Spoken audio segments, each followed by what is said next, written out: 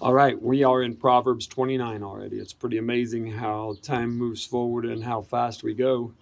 So I want to just get onto this verse and we'll talk about what God's saying to us in it. Whoever stubbornly refuses to accept criticism will suddenly be destroyed beyond recovery. So as we listen to that proverb, I look at this and I'm thinking about the challenge that is here is that, instruction, criticism, constructive criticism, not just criticism itself, but, we need to be able to look at ourselves in truth and reality. And if we're not teachable, we have an issue. And, I want to challenge you today that you are teachable. I look at my life and I'm like, God, I'm a lifetime student.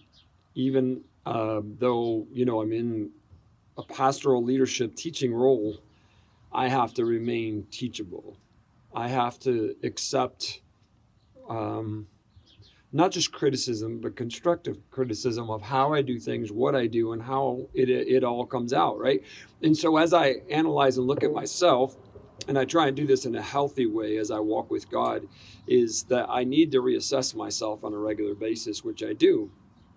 And I have a form that I go through to look at myself and where I'm at in various areas of my life.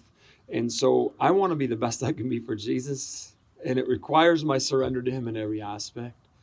And so, none of us have arrived. None of us are above correction. And we need that instruction in our life.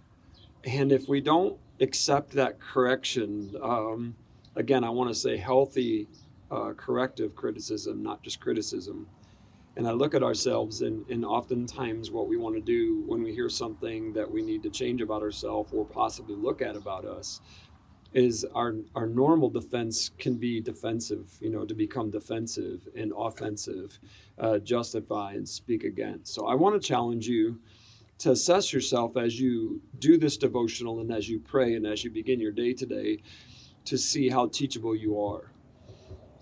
I've had a lot of people in church that, not a lot of people, I'll say through the years, I've heard comments like this given to me.